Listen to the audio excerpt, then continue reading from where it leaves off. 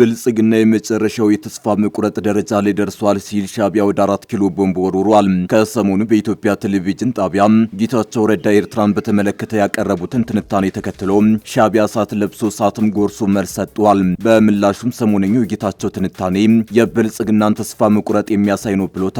ተስፋ ቢሱ ሻዕቢያ ብልጽግናን በተስፋ መቁረጥ መክሰሱ እያነጋገረ ነው። ታደምጡታላችሁ።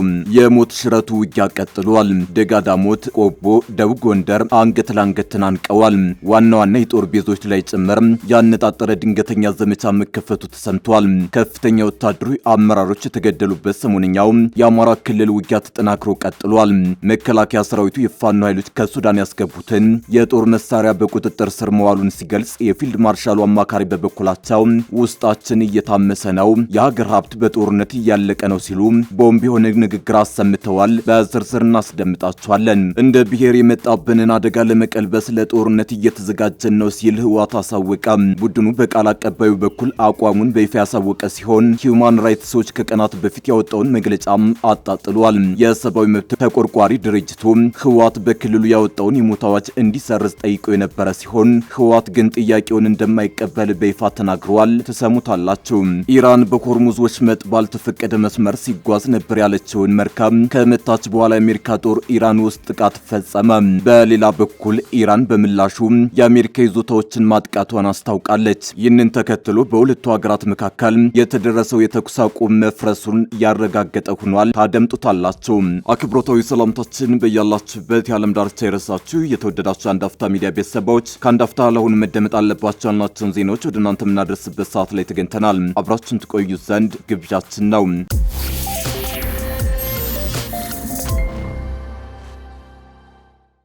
ብልጽግና የመጨረሻው የተስፋ መቁረጥ ደረጃ ላይ ደርሷል ሲል ሻዕቢያ ወደ 4 ኪሎ ቦምብ ወርውሯል። ከሰሞኑ በኢትዮጵያ ቴሌቪዥን ጣቢያ ጌታቸው ረዳ ኤርትራን በተመለከተ ያቀረቡትን ትንታኔ ተከትሎ ሻዕቢያ እሳት ለብሶ እሳትም ጎርሶ መልስ ሰጥቷል። በምላሹም ሰሞነኛው የጌታቸው ትንታኔ የብልጽግናን ተስፋ መቁረጥ የሚያሳይ ነው ብሎታል። ተስፋ ቢሱ ሻዕቢያ ብልጽግናን በተስፋ መቁረጥ መክሰሱ እያነጋገረ ነው። ከሰሞኑ ጌታቸው ረዳ በብሔራዊ ቴሌቪዥን የሰጡት ጥልቅ ትንታኔ መነጋገር ሆኗል።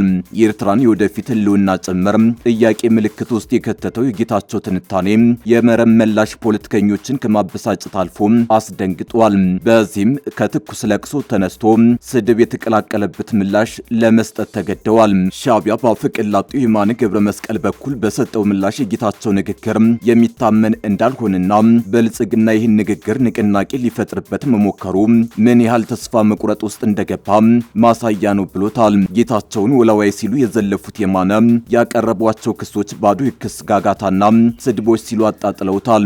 በትግራዩ ጦርነት ወቅት ጌታቸው ስለ ጠቅላይ ሚኒስትር አብይ አህመድ፣ ስለ ፊልድ ማርሻል ብርሃኑ ጁላና ሌሎች የኢትዮጵያ ባለስልጣናት የተናገሯቸውን ንግግሮች የሚዘረዝረው ጽሑፉ ጌታቸው እንደ ታማኝ የፖለቲካ ተንታኝና እንደ ዋቢ ምንጭ ተደርጎ የሚወሰድ ከሆነ በትግራይ ክልል በተካሄደው ጦርነት ወቅት በተለያዩ የትግራይ ቴሌቪዥን ጣቢያዎችና በኤክስ አካውንቱ ላይ ስለ ኢትዮጵያ ጠቅላይ ሚኒስትር አብይ አህመድ የተናገራቸው በርካታ እብደትና ቁጣ የተሞሉባቸው ንግግሮችም ተገቢው ታማኝነት ሊሰጣቸው ይገባል ብሏል። የጌታቸውን የፖለቲካ አቋም መቀያየርና መጠጥ መውደዳቸውን በስፋት የሚዘረዝረው የሻዕቢያው መግለጫ ይቀጥልና እንዲህ ሲል ይጠይቃል።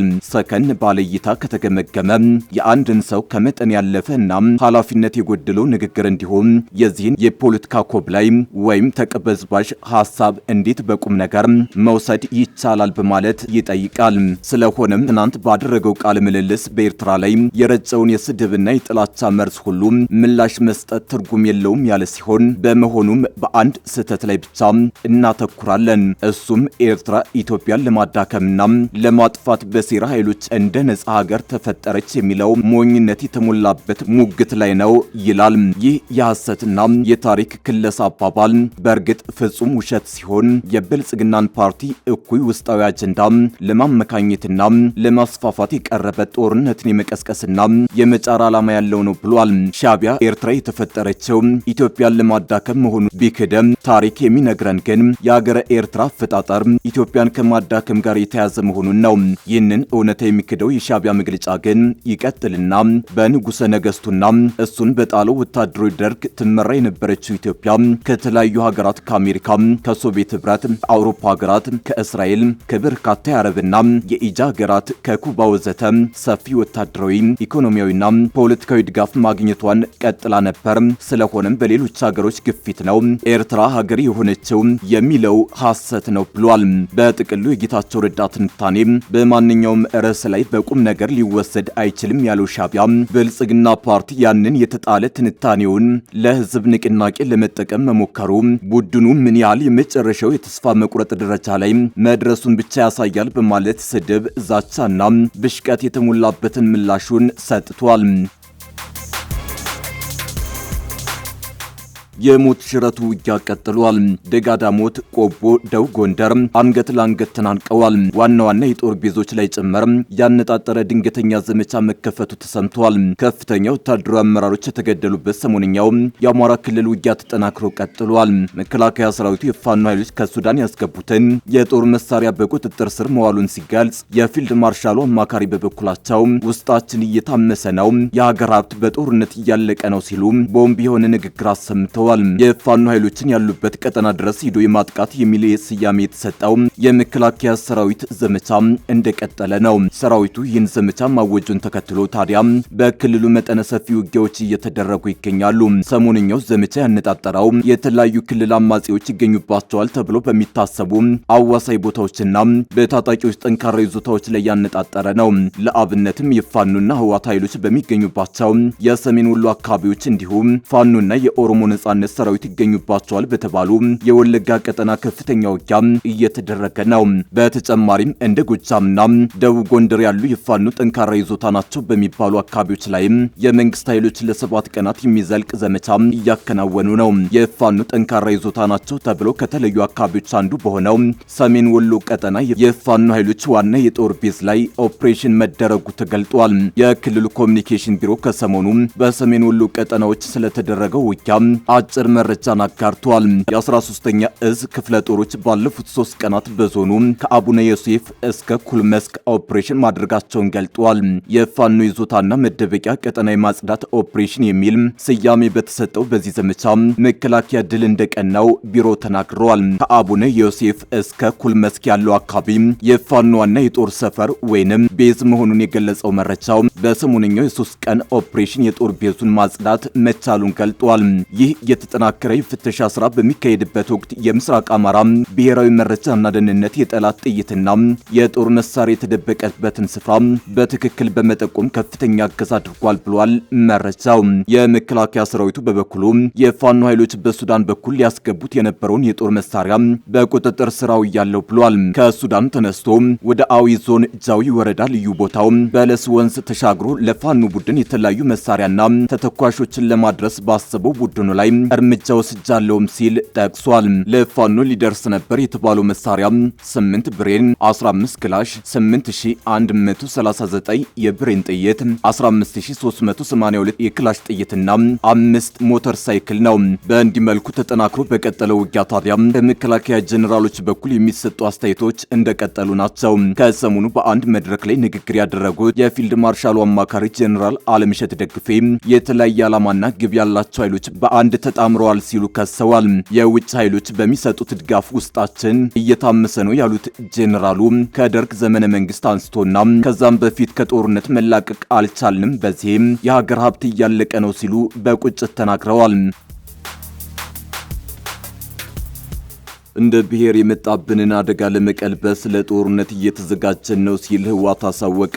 ቡድኑ በቃል አቀባዩ በኩል አቋሙን በይፋ ያሳወቀ ሲሆን ሂዩማን ራይትስ ዎች ከቀናት በፊት ያወጣውን መግለጫ አጣጥሏል። የሰብአዊ መብት ተቆርቋሪ ድርጅቱ ህወሓት በክልሉ ያወጣውን የሞት አዋጅ እንዲሰርዝ ጠይቆ የነበረ ሲሆን ህወሓት ግን ጥያቄውን እንደማይቀበል በይፋ ተናግሯል። የትግራይ ባለስልጣናት በአስገዳጅ ሁኔታ ወጣቶችን ለጦርነት እንዲመለምሉና ህወሓትን የሚቃወሙ እንዲቀጡ የሚያዝ ነው የተባለውን ከሰሞኑ በአወዛጋቢነቱ ሲነሳ የቆየውን አዋጅ የክልሉ ባለስልጣናት በአስቸኳይ እንዲሰርዙት ሲል ሂዩማን ራይትስ ዎች ከሰሞኑ ባወጣው ይፋዊ መግለጫ ጠይቋል። ተቋሙ ከ3 ቀናት በፊት ባወጣው መግለጫ እንዳመላክተው ህወሓት ይህን አዋጅ ያወጣው የኢትዮጵያ ፌዴራላዊ መንግስት የሾመውን የክልሉ ጊዜያዊ አስተዳደርን ከስልጣን ካነሳ በኋላ ነው።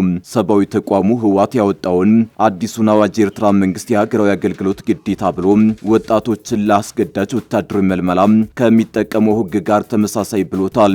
የሂውማን ራይትስ ዎች አፍሪካ ቅርንጫፍ ምክትል ዳይሬክተር ላትሻን ባደር የትግራይ ተወላጅ ወጣቶች ለ2 ዓመታት ተካሂዶ በነበረው ጦርነት አስከፊ ዋጋ መክፈላቸውን አስታውሰው የክልሉ ባለስልጣናት አሁንም በክልሉ የነገሰውን ውጥረት ተከትሎ ሲቪል ዜጎች የውትድርና አገልግሎት እንዲሰለጥኑና ይህን የተቃወሙ እንዲቀጡ የሚያደርገው ሕግ ሊሰረዝ የሚገባ ነው ብለውታል። በጉዳዩ ላይ ለዶይቼ ቬለ አስተያየት የሰጡት የህወሓቱ ቃል አቀባይ አቶ ሚካኤል አስግዶም መግለጫው የተጋነነና መሬት ላይ ያለውን እውነታ ያላገናዘበ ሲሉ አጣጥለውታል። እንደ ትግራይ የህልውና አደጋ ተጋርጦብን ያለን ብሔር ነን ያሉት አቶ ሚካኤል የሚደረገውን የጦርነት ዝግጅት እንደ ብሔር ሊመጣብን የተዘጋጀውን አደጋ ለመቀልበስ የሚደረግ ሲሉ ማብራሪያቸውን ሰጥተዋል። በብዙ የተተቸውና ሰብአዊ መብቶችን የሚደፈጥጥ ነው የተባለው የህወሓት ባለስልጣን እንዲረቅ ያደረጉት አዋጅ ላይ ማብራሪያቸውን የሰጡት አቶ ሚካኤል አዋጁ የወጣው ሰውን ለመግደልና ለማፈን አይደለም በማለት አዲስ የተዋቀረ ያሉት የክልል መንግስት ህጋዊነት ለማስፈን ያወጣው እንደሆነ ገልጸዋል። የትግራይ ህዝብ ህልውናና ደህንነትን ለማረጋገጥ የትግራይ ብሔራዊ ክልላዊ መንግስት ያወጣው አዋጅ በሚል ርዕስ የተዘጋጀው አዋጁ ገቢራዊ እንዲሆን ከጸደቀ በኋላ በክልሉ ውስጥ በሚገኙ ማህበረሰቦች ዘንድ ከፍተኛ ስጋት ፈጥሯል። አዋጁ በአንቀጽ 5 ላይ ማንኛውም እድሜና ጤና የሚፈቅድለት ሰው ለጦርነት እንዲዘጋጅና ስልጠና እንዲወስድ እንደሚያስገድድም ነው የተገለጸው። ቅድሚያ ለሰብአዊ መብት የተሰኘው ሀገር በቀል ተቋም በትግራይ አስገዳጅ ጦርነት ምልመላን የሚመስሉ ተግባራት እየተፈጸሙ ነው ብሎ ነበር። የህወሓቱ ቃል አቀባይ አቶ ሚካኤል ግን የቀድሞ የህወሓት ባለስልጣናትን በዚህ ተግባር በመክሰስ የቀረበባቸውን ክስ አስተባብለዋል።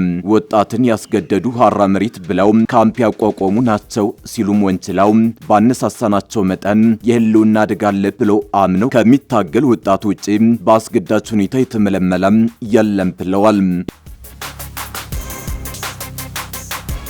ኢራን በሆርሙዝ ወሽመጥ ባልተፈቀደ መስመር ሲጓዝ ነበር ያለችውን መርከብ ከመታች በኋላ የአሜሪካ ጦር ኢራን ውስጥ ጥቃት መፈጸሙን ሲገልጽ፣ ኢራን ደግሞ በምላሹ የአሜሪካ ይዞታዎችን ማጥቃቷን አስታወቀች። የአሜሪካ ጦር ሰራዊት ማዕከላዊ እዝ ዓርብ ዕለት በኢራን የሚሳኤልና የድሮን ማከማቻ እንዲሁም የባህር ጠረፏን በምትቆጣጠርባቸው የራዳር ማዕከላት ላይ ጥቃት መፈጸሙን አስታውቋል። እርምጃው በሆርሙዝ ወሽመጥ መዘጋት ለረጅም ጊዜ ቆመው የነበሩ መርከቦችን የማስወጣት ስራ እንዲቆም ላደረገውና ኢራን በአንድ የጭነት መርከብ ላይ ሐሙስ ዕለት ለፈጸመችው ጥቃት ምላሽ መሆኑ ተገልጿል። ኢራን ግን የጭነት መርከቡ የተመታው ወሳኙን የባህር መተላለፊያ ለማቋረጥ ባልተፈቀደ መስመር በመጓዙ ምክንያት መሆኑን ገልጻለች። የአሜሪካ ማዕከላዊ እዝ ሴንቲኮም ኢራን ላይ የፈጸመውን ጥቃት ኃይለኛ ምላሽ ሲል ገልጾታል። የኢራን ኃይሎች በጭነት መርከብ ላይ የፈጸሙት ተቀባይነት የሌለው ጥቃት በግልጽ የተኩስ አቁሙን የሚጥስ ነው ብሏል በወጣው መግለጫ።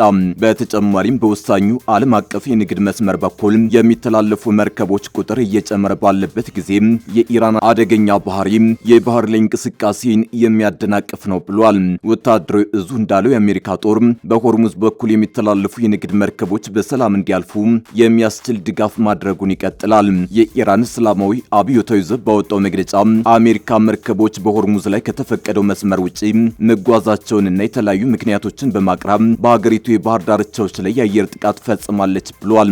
አብዮታዊ ዘቡ ዝርዝር መረጃ ሳይሰጥ ለተፈጸመው ጥቃት በአካባቢው በሚገኙ የአሜሪካ ይዞታዎች ላይ ያጸፋ እርምጃ መውሰዱን አስታውቋል። ቢቢሲ በጉዳዩ ላይ ከአሜሪካ መከላከያ መስሪያ ቤት መልስ ለማግኘት ጥያቄ አቅርቧል። በተጨማሪም ጥቃቱ የሚደገም ከሆነ ምላሻችን ካሁኑ የበለጠ ይሆናል ሲል የኢራን አብዮታዊ ዘብ አስጠንቅቋል።